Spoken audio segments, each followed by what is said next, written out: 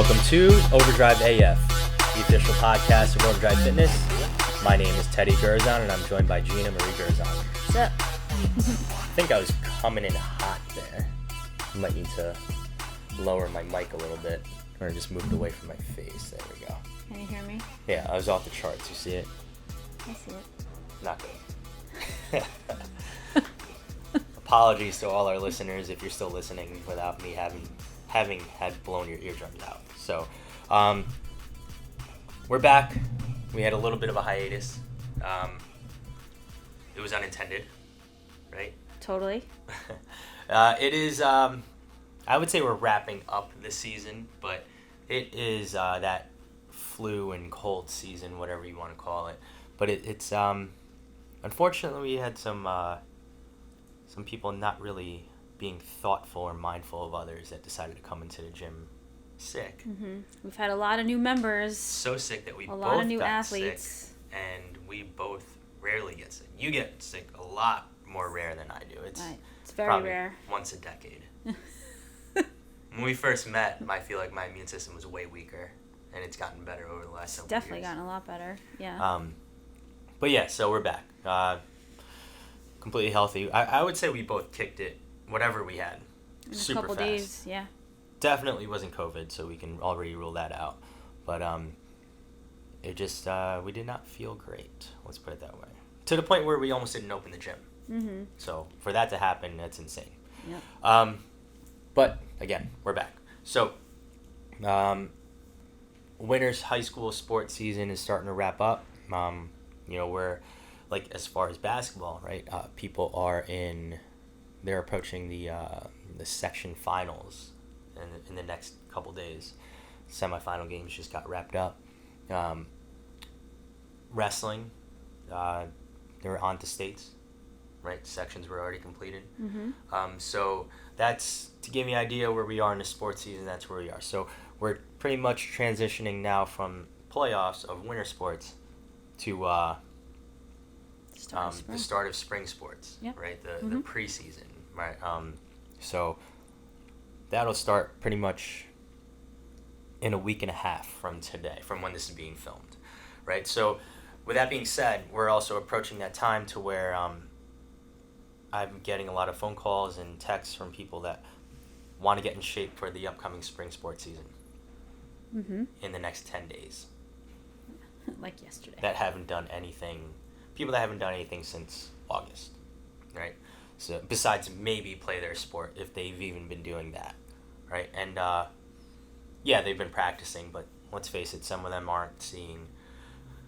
The people that really want to get in shape for this upcoming season weren't really playing, even though they were on the team, right? So that's another thing, right? So anyway, we want to bring this up because, or what we're going to talk about today, actually, we want to bring up because it's super important, right? It goes beyond training, right? So in order to be the best athlete that you want to be and that you're looking to be, even as an adult, to perform the best that you can in whatever extracurriculars you have outside of the gym, right? Whether it be like running 5Ks, half marathons, or, hanging on to the high school glory days and trying to play flag football or beer league softball or whatever it is, rec basketball, anything like that, right?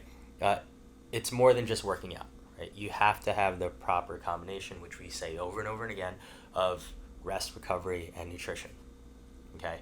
So today we're going to talk more about the nutrition side of it and how it affects everything else, but specifically in relation to glycogen, right? Or even just carbs in general, mm-hmm. glucose in general. So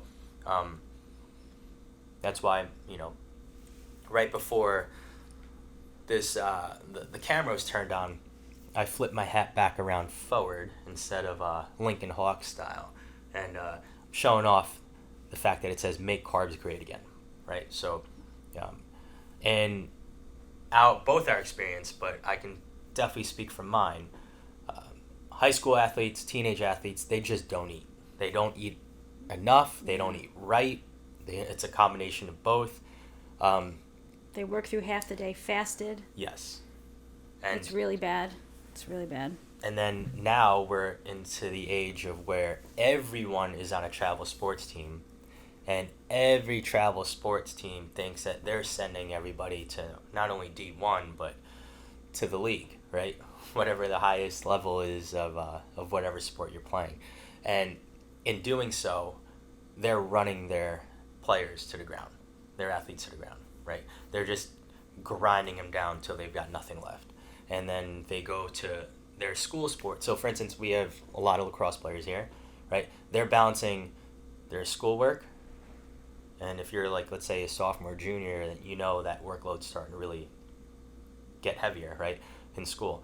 And then they're balancing that between their travel team and their voluntary off-season spring sports training, right? So practices. So it's a lot. It's a lot. And even though I air quoted voluntary, if you want to ask me, yes, I think those practices are important and that everyone should do their best to attend them. Right? I know a lot of people try to blow those off because they're like, oh, it's not mandatory. But it is. Let's face it. If you want to be a part of a great team, you do not skip those workouts, those practices. But anyway, going back to the nutrition part of it, I mean, I was super excited about talking about this today because, let's face it, there's 3 energy systems when it comes to moving, right? Working, training, whatever it is, right? Expending energy. Mm-hmm. There's lactic, alactic, and aerobic, right? So aerobics with oxygen. Alactic and lactic, those are anaerobic, right? So it's really 2 major ones, but one of them is broken down further into 2 separate categories. To put it bluntly, aerobic would be like anything like long distance or really more than a minute long, right, to perform whatever task it may be. So for instance, running a mile is aerobic. Anywhere from like 20 to a minute, 20 seconds to a minute, that would be lactic, right, or glycolytic. Glycolytic, yep. And then the short burst, like running a 100-meter dash, sprinting 10 yards, that is your alactic, right? So that's anywhere from like 0 to 10, and you can argue up to 20 seconds, mm-hmm. right? So just to start off with that, just to put everything into frame here, we're going to talk more about the anaerobic side, right? So you're talking about like your throwing events in track, your sprints, field sports, right? So, like basketball, baseball, soccer, lacrosse, football, all those things, right? Even gymnastics you could throw in there too, right? So anything that requires short bursts of high intensity movements, those are anaerobic. And the definition of anaerobic metabolism, right, anaerobic energy, is the ability of the body to produce energy by metabolizing carbohydrates in the absence of oxygen. Okay? Metabolizing carbohydrates in the absence of oxygen. Now, because of TikTok and Instagram and YouTube, all these people with zero background mm-hmm. are saying these outlandish things about food. You can get too fat by eating too much protein. You can get fat by eating too many carbs. You can get fat by eating too many fats, right? So we're not even getting to that part of it. But the point is, it's gotten people so fearful of so many different things that we're starting to see athletes just aren't eating now because they think everything is bad. Okay? Now, even the ones that are eating, like you said, these high school athletes just aren't eating breakfast. They're not eating breakfast. They're not eating until lunchtime, and sometimes even during that time, because lunchtime is served at 10 a.m., they're still half asleep, or whatever the case. They're not looking forward to what they're being offered in the lunchrooms at 10 a.m. or 10:30 in the morning. And I hate to break it to you guys, but a lot of the athletes that we work with, whether they're remote or in person, they're not taking the time or making the time to prep the night before or getting up early enough that morning of their school day to create something healthy, generate something healthy for themselves, whether it's a bowl of whole grain cereal with some fruit, a protein oat that they can make the night before, maybe a Greek yogurt with some sliced fruit, maybe a little extra protein powder in it, some toasted bread, eggs, the baked egg cups that take no time in the oven that they can prepare ahead of time. I mean, parents need to be involved with this too, and need to take some form of responsibility and accountability with this as well. But that's the sad part is, or making a quick cooking oatmeal and adding some protein and fat into that. I mean, it takes 5 minutes really. I mean, we need to really promote that extra time, and the fact that they need to eat, they need to get carbohydrates in their system, not just the children or the teenagers, but the adults too. I mean, it's such a fallacy. The brain is not made up of fat. The brain, the larger part of what the brain is made up of and what your central nervous system thrives on is carbohydrates. And carbohydrates are a serious and very important transporter of nutrients.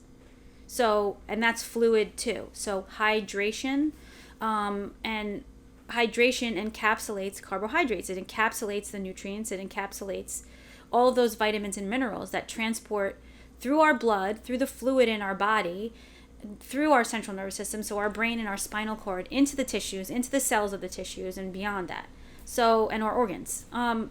If we're not getting that in, I mean, besides protein, I mean, it seems like every type of food group has this craze. Every so often, it's all about high fat, or all about low carb, or all about lots of protein. But we need that balance. We should never be eliminating a nutrient. And even for female athletes and women in general, estrogen thrives on carbohydrates. We actually need carbohydrates to thrive.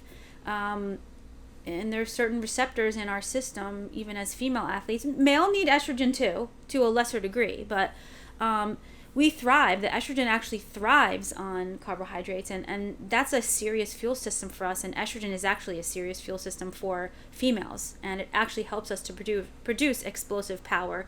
So a lot of strength training, sprinting, explosive movements. Female athletes need that, females in general. And carbohydrates are literally, and everybody says this, it's your primary source of fuel. If we don't have enough carbohydrates in our system, so 24 hours prior and then even days prior, we should be getting carbohydrates in our system every single day and at every meal, whether they're fruits and vegetables, starchy, grainy carbohydrates, crunchy things. We should be getting a mix of those things. Tubers like potatoes, sweet potatoes, squashes. We should be beans too. We should be eating things like that. Cruciferous vegetables, all different colors of the vegetable rainbow. We should be getting those types of foods in. And that's what keeps us hydrated too. That's what keeps our muscles looking full and being full of nutrients and full of fuel. Mm-hmm. So it's a shame, but and that goes for the adults too. Nobody is making time to break that fast and eat that first meal of the day. They push everything off till, I don't know, 12, 1, 2, 3, and even beyond that. I mean, I have adults that I'm working with too that they push their meals off. It's 3 o'clock and they still haven't even eaten anything yet. I mean, this is where, yes, your body can utilize different forms of energy like your muscle tissue or your stored fat, yes, but you're also telling the body, okay, store everything and then utilize a little bit of fat and muscle tissue for energy the next time, because you're not eating properly and you're not getting that first meal in, which should be in a form partially healthy carbohydrates. And in turn, those healthy carbohydrates, they digest and turn into what we would call glycogen. Glycogen is that primary source of energy within the muscle tissue. It travels through the bloodstream. It's readily available. It should be readily available. And then deeper to that is liver, into the liver. It's being stored in the liver. At that point, if we're not able to receive that stored glycogen flowing through our bloodstream, then into our muscle tissue, if it's not readily available after a certain amount of time and we've depleted it, it has to go, your liver has to spit it out. Mm-hmm. And that's not always a comfortable feeling. We almost get like that adrenaline rush where your adrenals actually spit out adrenaline to usher that liver glycogen through your system so that you can create energy and you actually feel decent. But we don't want to get to that point. We should always have it readily available. It should always be there. We should always be supplying our body with some form of healthy carbohydrate. And even these people that push off their first meal until so late in the day, it's not even a substantial amount of food to make up for what they skipped. Right. And the bad thing is the athletes are a little bit different. Their metabolisms are a little bit different. There's so much growth hormone. There's so many hormones that are kind of generating and just ushering through their body as adults. And as we get older, it seems to be mainstream now, which is not good, is that people are backloading all of their calories and backloading all of their food to the end of the day. They're so famished and their blood sugar gets so low and they're in such a frantic, crazy, irritable mood that they want to grab for anything and everything that's in their sight. They eat off their kids' plates, they eat their plate. If their husband didn't finish their food, or as they're packing dinner away, they're still munching. And then you're trying to go to bed and you're starving again. I mean, that shouldn't be happening. We should be easing into the evening and promoting that relaxation so we can actually get a good night's sleep. And when we do eat carbohydrates throughout the day and a little bit at night, it actually promotes a better sleep, better quality sleep. And it allows us to get into those deeper levels in those different regions of sleep that we need for memory, for recovery, for our brain health, for our energy, like to be able to produce dreams. Like these are all things that allow us to recuperate. And just going back to that, so it's like you're not eating a substantial amount of food to support all that, right? By the time you have your first meal. Well, we know that for almost everybody, if they push off their meals that late, then they start trying to make up for it, they're not going to get in what they need for the rest of the day, right? So then that starts to have a compounding effect, because now every day you're never meeting your needs, right?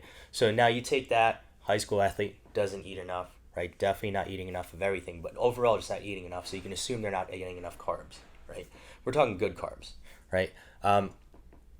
Then they go and play their sport, right? So your field sports, your team sports, like I said, basketball, football, baseball, soccer, volleyball, stuff like that, lacrosse. They're generally more, but they're all anaerobic, but they're generally more towards the ATP, CP side, right? So they're using more of like that quick, explosive movements, right? Ideally, they're moving when they need to less than 10 seconds at a time. However, we know that's not the case, especially come preseason, right? Even some track coaches are guilty of it too. They'll take their sprinters and they'll have them run miles, right? Or they'll just have them do like 400 repeats or 200 repeats, or run ladders, right? So, and even, in football, I mean, I've been guilty of it before too. Having your team run gassers or 110s. In basketball, having them run suicides until they want to throw up and die, and it's you're running them to the ground. So when you start to overdo that, you're not getting energy from the ATP CP side.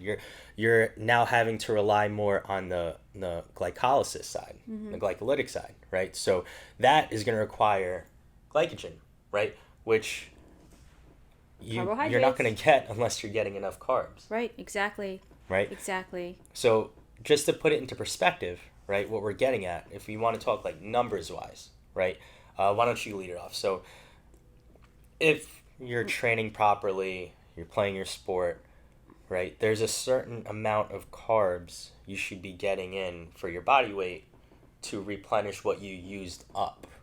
Right. For a normal day. Well, even just the RDA guidelines of just minimal to exist is 130 grams per day. And it's what's sad to say is people are just not getting that in healthfully. I don't think kids are getting that in healthfully normally on a normal day anyway. And when you're depleted of glycogen, it usually takes about 2 hours for low intensity exercise to deplete. That's low intensity exercise. So that could be a light jog outside, maybe miles of running at a standard pace with a solid conversation going on, or maybe a quick jaunty walk with the ladies, or whatever the case. But with bouts of intense exercise, it's usually 15 to 30 minutes you can deplete. Mm-hmm. And then once we're depleted, your body has other very clever ways of generating energy through your fat stores. So it'll actually switch over to body fat and stored fat as your primary energy source, but that takes a while, and it's not usually a comfortable thing. But we don't want our athletes to rely on that energy system, because it's secondary, and it's secondary for a reason. We've evolved into eating carbohydrates, and the studies show that as over the thousands and thousands of years of our bodies evolving into carbohydrates being our primary source of fuel, it's shown that carbohydrates, a full day of carbohydrates and a carbohydrate full meal, not just meals but food intake, has shown to leaner body types, better bone mass, because we're eating other things. We're not eating this low carb, low protein, high fat kind of thing. We want to promote that carbohydrate intake throughout the day at each meal, especially first meal in the morning with some protein and some fat. That's for our brain, and not just for our brain, for our central nervous system. I have conversations with athletes all the time. It's like, well, how do you feel in school when you're not eating breakfast and you're not getting a meal in until 10 or 11 o'clock? And sometimes they don't even want to eat at that point, because I think they've gotten to the point where they are so hungry that they're not looking forward to what's being offered, and they haven't even packed something properly. They didn't prepare for their breakfast, and then they have their sport immediately after. So they end up going to the vending machine and buying a Snickers bar or potato chips or gummy candies or something. I mean, we can't say that that's appropriate, but they feel foggy-headed. They feel lethargic. They can't think straight in class. They feel like they can't answer the questions. Well, that's not good. What if they're taking tests or taking finals, or they have an exam going in, or how many exams that day, or they have a practice, or they're being tested on their sprints, or they're being tested on this, that, or the other thing in their sport. How are they going to be able to perform? And their first meal could be out of the vending machine? That's not. And then they come home and, well, I fill my plate twice. My mom fills my plate twice. But okay, so you're just starting to make up for all the food that you missed out throughout the entire day when you woke up at 5:30 or 6 o'clock in the morning, and you hadn't eaten anything until whatever came out of the vending machine, or I don't know, maybe a half slice of pizza in the cafeteria. Yeah, and if you do the math, it's like those 2 full plates are not even 1,000 calories. I mean, and the practices, I remember I ran track and cross country in high school. The practices are rough. I ran distance, and talk about doing repeats and running you to the ground sometimes. Sometimes it was just overkill, even for the sprinters. It was just overkill. The kids are just not eating properly, period. So if we were to go into like what we had spoken about, just baseline, the RDA is 130 grams per day. So that's just for existing. That's just for you to be able to replenish basic glycogen stores. And then we were talking about just for that low intensity, moderate intensity training. So these are, the athletes that we have now, if they start practice at 2:30 and go to 4:30, or maybe they head into the weight room for another half an hour to an hour. If it's 60 minutes to 2 hours, if we're going to give them numbers, 1.6 to 1.8 grams of carb per pound per day. So that's almost double what I said. Yeah. That's almost double, if not more than that. And it depends on their size. But I think even that, just that as a basic guideline in itself. So anywhere between, it could be 200 and 400 grams of carbohydrates, and maybe more. Yeah. And that's to function well and properly. Yeah, for your brain and your central nervous system, right? Your brain and your spinal cord, your central nervous system connects to every muscle and every organ in your body. In order for you to move, get through life, we need carbohydrates. And again, carbohydrates help to transport nutrients. And now, so those are the guidelines, right, to perform well, feel good. You now add that in. Let's say you are doing that, but for the sake of this conversation, we know most teenage athletes aren't. They're not hitting those guidelines, right? So now you couple that with the intense conditioning, the unnecessary amounts of conditioning that their coaches are about to put them through, right? They're completely depleting anything that they actually did have. And it already wasn't enough to begin with, right? So now that's gone. So we're talking extreme now, right? Now you feel like complete dog shit, right? You're nervous you're not going to get any playing time, or you lost your spot to somebody that is in quote-unquote better shape. Now you have no glycogen, right? So, straight off PubMed, right? Once all your glycogen's depleted, you cannot just replenish it in a 24-hour period. Like, mathematically, yes, you technically could, maybe, but it's going to take almost up to, 72 to 96 hours, right? It takes time, yeah. And it's going to take at least 48 hours, right, of eating enough carbs in that time frame to replenish the depleted glycogen. How much are we talking? Well, it's roughly, let's say, 10 grams per kilo. So that's roughly 4.5 times your body weight in pounds, right? And that's how many carbs you're supposed to have to replenish a completely depleted glycogen store. So for someone that's 165, 170, you're talking about 750 grams of carbs in a 24-hour period just to replenish what you've completely depleted. So to do the math, right? That's 15 cups of rice. So you're talking about you're not getting enough already to begin with. By the end of the first week of preseason, you're completely depleted. And since you're not getting enough, we know that most of these kids aren't even getting 200 to 300 grams of carbs. They're definitely not getting 2, right? Now they have to try to eat 750 just to make up for what they depleted. And they have to do that for 4 straight days to start to feel good again. You're fucked. Straight up fucked. Which is why it's so important. Just do the right thing every day. Just eat your fucking carbs.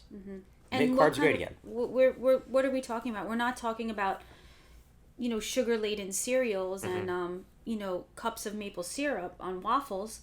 Having a whole grain waffle with a tablespoon of syrup, I would absolutely agree with having that, and some fruit, and maybe some eggs on the side, or turkey bacon, or maybe a protein shake, or some cottage cheese.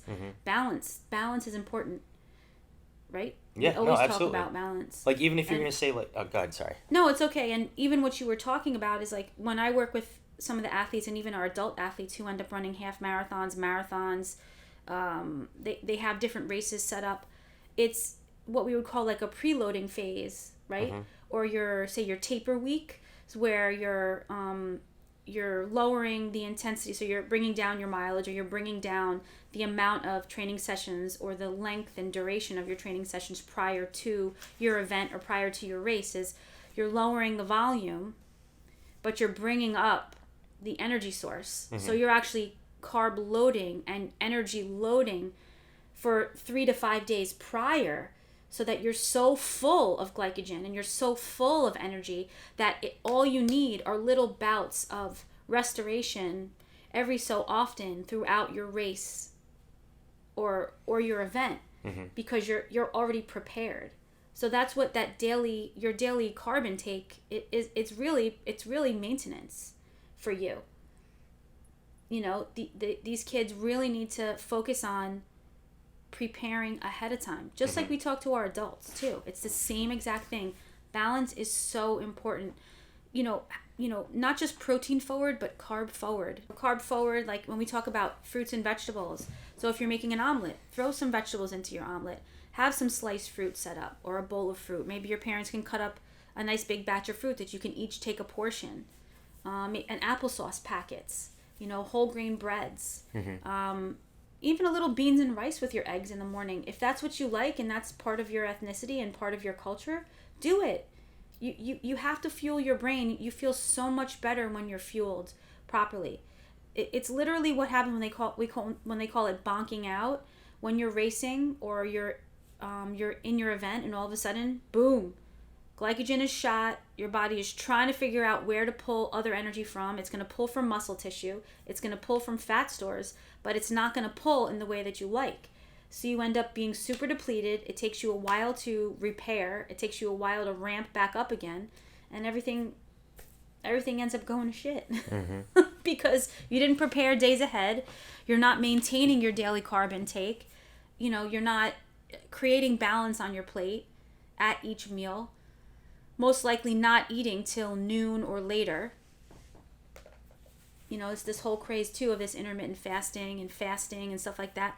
There's no difference between that and, in a sense, calorie restricted eating by getting your balance within what you need for your goals and for your body type and for your needs.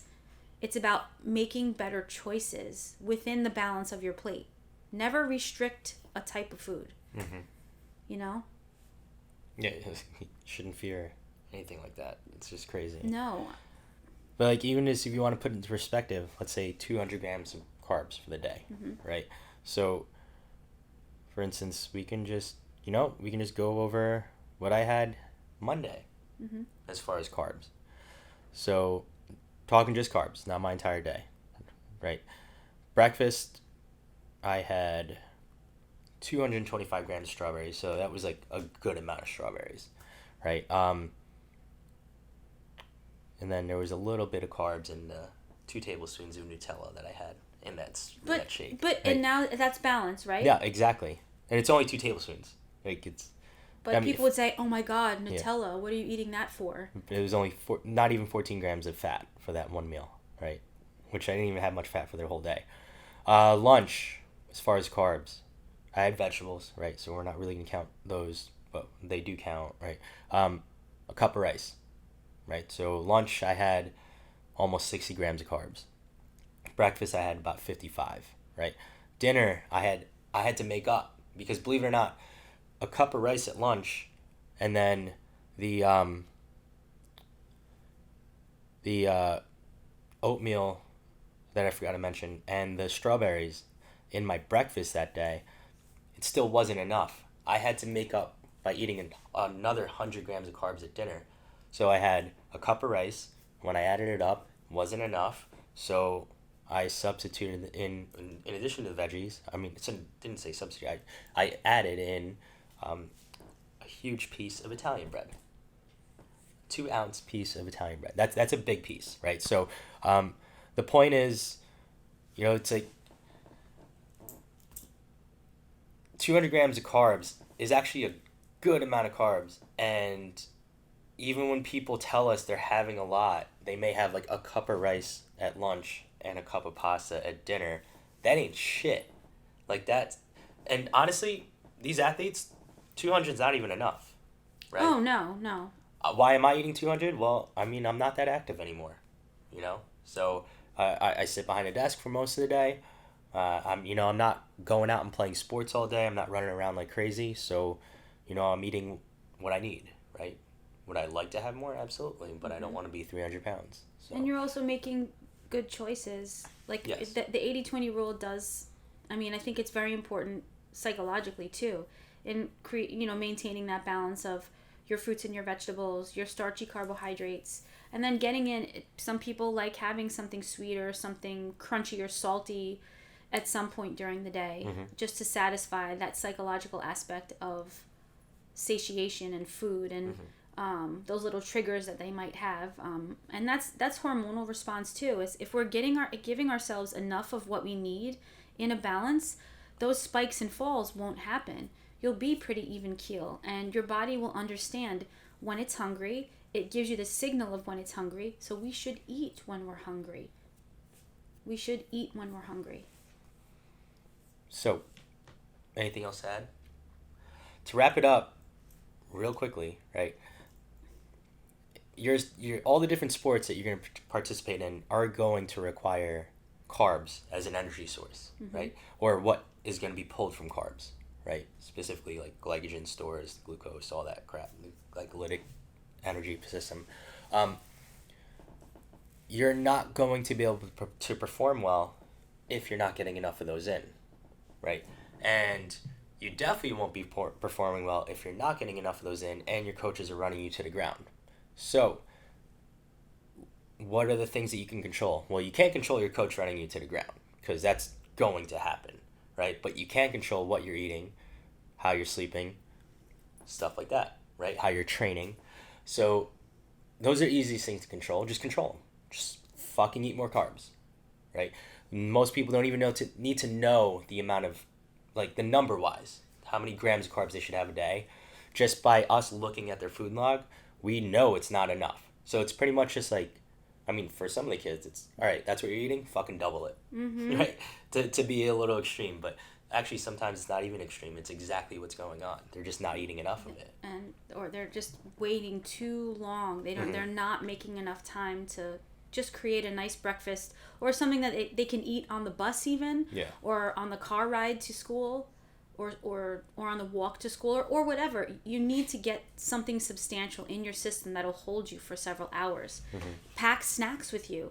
Pack snacks that have carbs, protein, and fat in them. The students and the adults should all be doing these things. We need to eat. You know? When people say, oh, but I feel so great. I fast till 2:00. Okay, dude, you can do that. I mean, that's all the adrenaline you're feeling, all that insane, like, you feel like, oh, all this energy. I feel like amazing. I feel like I'm thinking so clearly. Adrenaline does amazing things for us when we're in a fight or flight response. There's only so much adrenaline that your body will produce at one time. And that's a very special fuel as well. But that should only be used on very specific times. When necessary. Give yourselves the fuel that you need. Feed yourselves. Like, feed. You need to feed yourself. Accidental no-code plug. Feed yourself. Oh. Great. You need to eat. Yeah, absolutely. So, that's all we have for you, right? If you're going to leave this episode with anything, it's eat your fucking carbs. Just eat your fucking carbs. 3 things. Eat your fucking carbs, eat your fucking carbs, and eat your fucking carbs. All right. With that being said, we are out. Thanks for tuning in to this week's episode of Overdrive AF, episode number 172. So we are out. We'll see you next time. Peace.